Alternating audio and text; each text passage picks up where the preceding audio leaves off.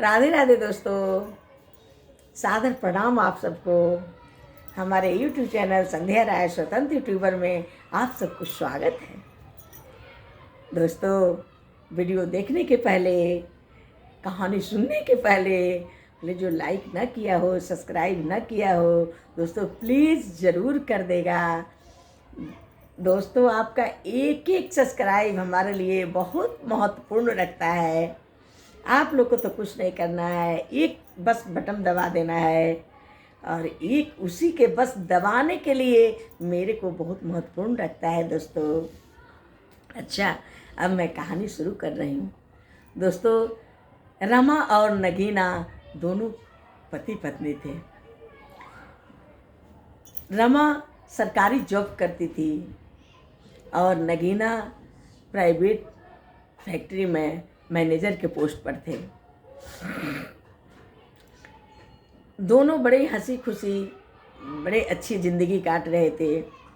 फिर उन लोगों को बच्चे के लिए शौक़ हुआ।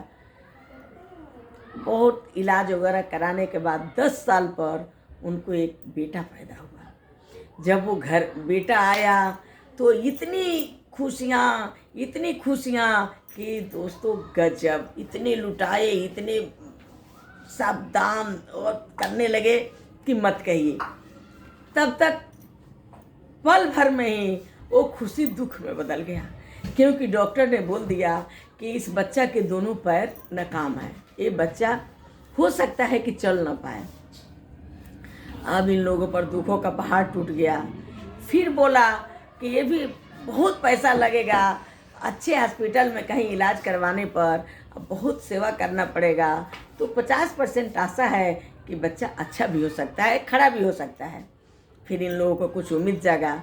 फिर रमा ने उसी टाइम अपनी त्यागपत्र नौकरी को दे दिया, नौकरी छोड़ दी और नगीना ने दिन रात एक करके मेहनत करके कमा के अच्छे से अच्छे हॉस्पिटल में दवा कराने लगा और रमा घर में उसकी सेवा करने लगी।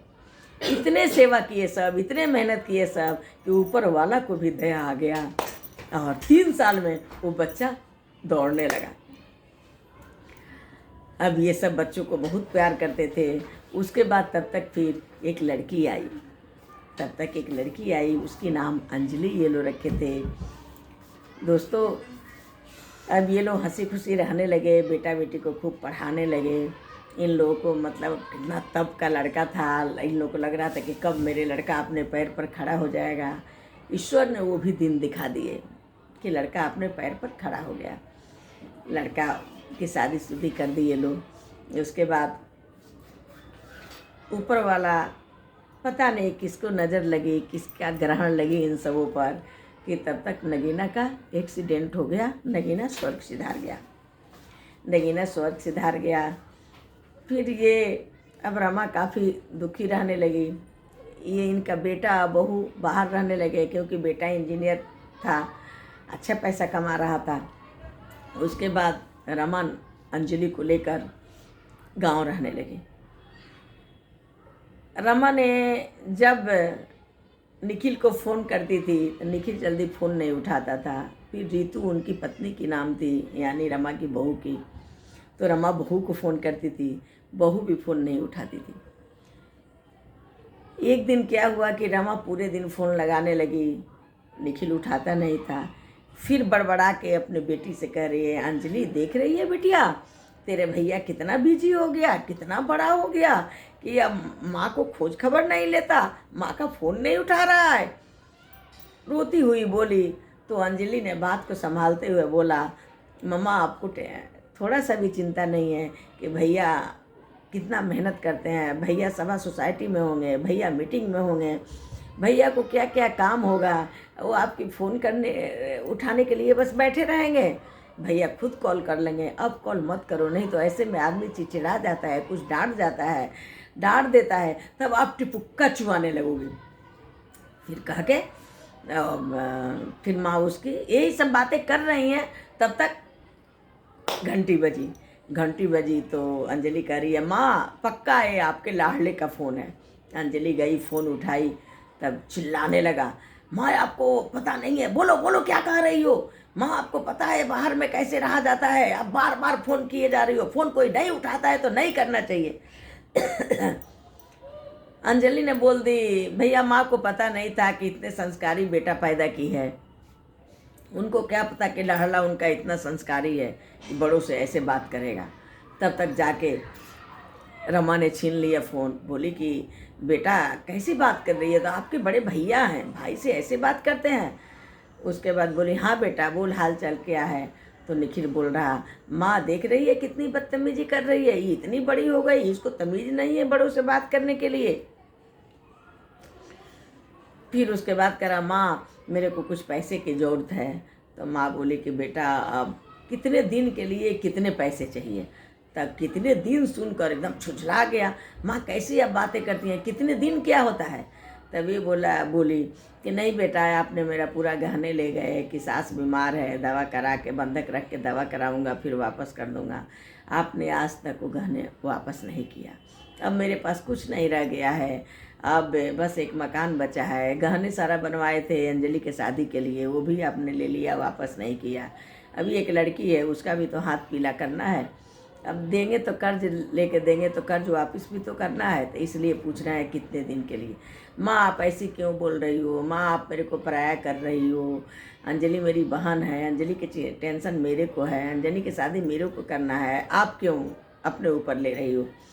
माँ एक काम करो, आप मकान को गिरवी रख दो, और गिरवी रख के माँ वो पैसा मेरे को दे दो, तब तक मैं मकान की रिपेयरिंग करा लूँ। मकान की रिपेयरिंग करा के माँ आप और अंजलि हम सब एक ही साथ रहेंगे। माँ तो माँ होती है, बेचारी आ गई, खुश हो गई। फिर मकान रखने के लिए बैंक गई, बैंक में जाकर बात की, मकान गिरवी रख दी, तो मकान का 10 लाख रुपया मिला। लेके घर आई तो अंजलि ने सिखाई कि माँ भैया से आप मत कहना कि 10 लाख रुपया मिला है, क्योंकि भैया अगर जान जाएंगे 10 लाख रुपया मिला है तो कोई ना कोई बहाना बना के माँ ये भी पैसा ले लेंगे। तो करे कैसी बातें करती हो बेटा, भैया और हम बटे हुए हैं, वो आपके बड़े भाई हैं, आप ऐसे बात क्यों करती हो, भैया के पास रहे या मेरे पास रहे, बात तो एक ही हुआ। अंजलि बोली नहीं मानती हो, ठीक है आप मेरे समझाना नहीं समझ रही हो। फिर वो बैग में 10 लाख रुपया इकट्ठे रखा था, फिर इन्होंने फ़ोन किया बेटा के पास कि बेटा आ जा, लेकिन कुछ दिन की छुट्टी लेके आना बेटा, क्योंकि मेरे टांग में बहुत दर्द होती है बेटा, मैं रात दिन रो रो के काट रही हूँ, मेरे से अब तो चला भी न जा रहा बेटा, कुछ दिन का टाइम लेकर आना ताकि मेरा इलाज करा के जाना किसी अच्छे डॉक्टर से। बोला ठीक है माँ, और सुबह ही दोनों मियाँ बीवी चल दिए। आ गए, घर पहुँचे, माँ का आशीर्वाद लिए, और रीतू नाम था पत्नी के, तो रीतू किचन में घुसी अंजलि के साथ, खाना पीना सब बनाए, नाश्ता वास्ता लेके ट्रे में लेके आई। अभी नाश्ता कर भी नहीं रहे हैं, चाय पी भी नहीं रहे हैं, तब तक निखिल बोल रहा माँ पैसा कहाँ है, माँ पैसा दो हम जमा करा के आ जाएं, क्योंकि घर में भी रिस्क है माँ रखना, तो दो जमा करा के आ जाएं फिर बातें करते हैं। तो अंजलि ने ला के बैग दी, बैग में 10 लाख रुपया रखा, तो 5 लाख निकाल के दी, तो पटाख दे बोल रहा माँ मकान बंधक रखने का मतलब कम से कम 8-10 लाख रुपया मिला होगा, माँ और पैसे क्या हुआ। तो ये बोले कि बेटा 10 लाख मिला था, 5 लाख आपको दे रही हूँ, 5 लाख अंजलि का भी तो हाथ पीला करना है, 5 लाख इसके शादी के लिए रख रहे हो। माँ आप कैसी बात कर दी, मेरे को पराया कर दी, दुनिया भर के मतलब इनको बोला।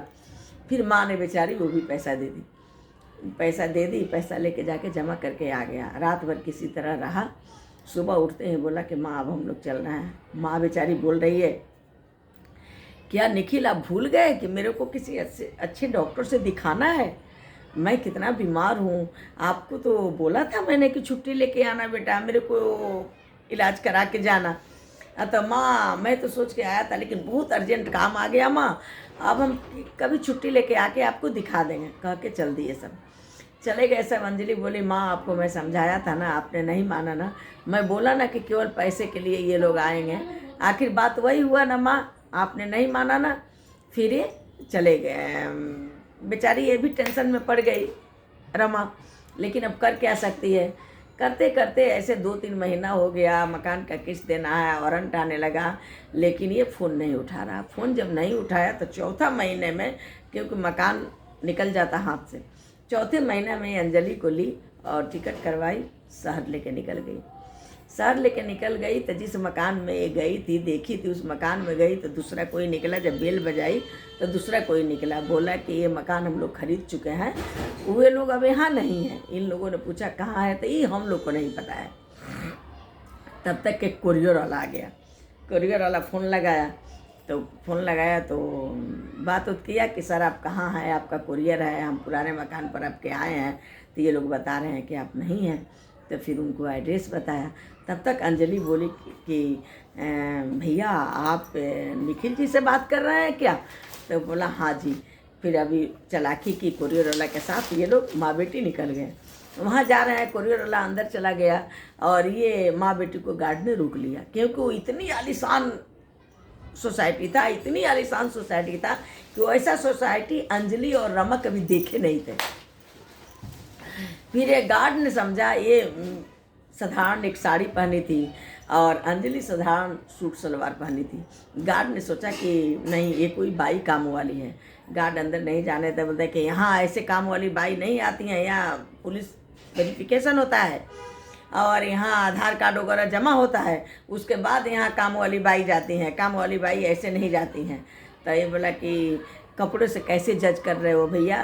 अंजलि बोली आप मेरे माँ को ऐसे बोल कैसे दिया, आप कपड़े से आदमी को कैसे जज करते हो कि हमारे भैया इसमें रहते हैं? तो बड़ी तेज खिल्ली उड़ाए गार्ड, बोला कि इस बिल्डिंग में भैया तब उसके बाद एक बुजुर्ग आदमी था, सुनते सुनते बेचारा थक गया, बोला बात क्या है, मामला क्या है, मामला सारा बताओ। फिर गार्ड ने बताया, बोला कि जब ये कह रही है कि मेरे भैया का मकान है, एक अम्मा जी कह रही है कि मेरे बेटा का मकान है, आप इसको जाने दो, आप जाने दो, देखने तो दो। फिर बड़े कहने पर गार्ड ने जाने दिया। ये लोग अब नंबर तो जानते नहीं थे, इतनी आलीशान बिल्डिंग था, ढूंढते ढूंढते इन लोग को शाम हो गई। एकदम कपड़े लत्ते से भी ये लोग गंदे, एकदम थक गए थे, भूखे प्यासे, इन लोग का हालत ख़राब हो रहा था। फिर तब तक देख रही है कि निखिल और 3-4 उसके दोस्त निकल रहे हैं और दरवाजे पर रीतू खड़ी है।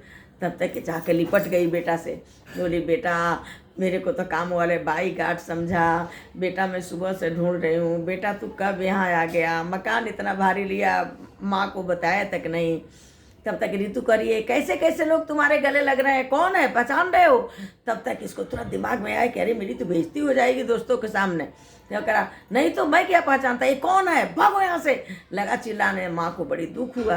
तब बहन कह रही है अरे ये कौन है, मेरे से पूछो ये कौन है, ये वही अभागन माँ है जो आप जैसे बेटा को पैदा किया, ये यही कुलक्षणी माँ है जो आप जैसे बेटा को इतना बड़ा बनाया, ये वही माँ है। फिर वो बोले ताले तैस में उसको निकल गया कि कोई एहसान नहीं किए, हर माँ करती है। बस उसके बाद इतना तेज जड़ा माँ ने मारी उसके गालों पर कि वो झनझना गया।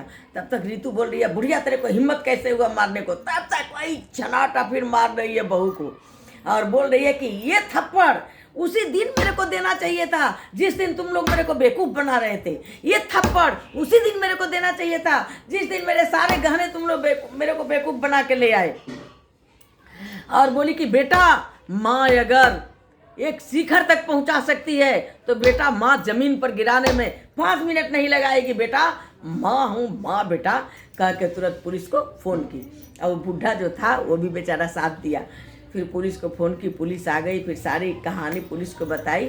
फिर इन पर केस हुआ, कोर्ट तक पहुँचे लोग, कोर्ट में जाके ज़बरदस्ती उस मकान को माँ के नाम से कराया गया, माँ के नाम से कराया गया। माँ अब उस मकान को दे दी किराए पर, उसका किराए से अपना किस्त भरने लगी और गांव के मकान में फिर माँ बेटी जाके रहने लगे। तो अब ये लोग अपना दुख की घड़ी काटने लगे, ये अपना आराम से आके रहने लगे।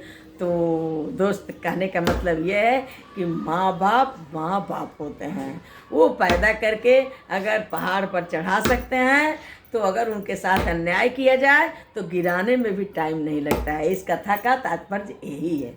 अच्छा, कथा गया मन में, सोचिए अपने मन में। अच्छा दोस्तों, फिर अगले वीडियो में, तब तक के लिए बाय बाय। अगले वीडियो में फिर आ रही हूँ, बाय बाय।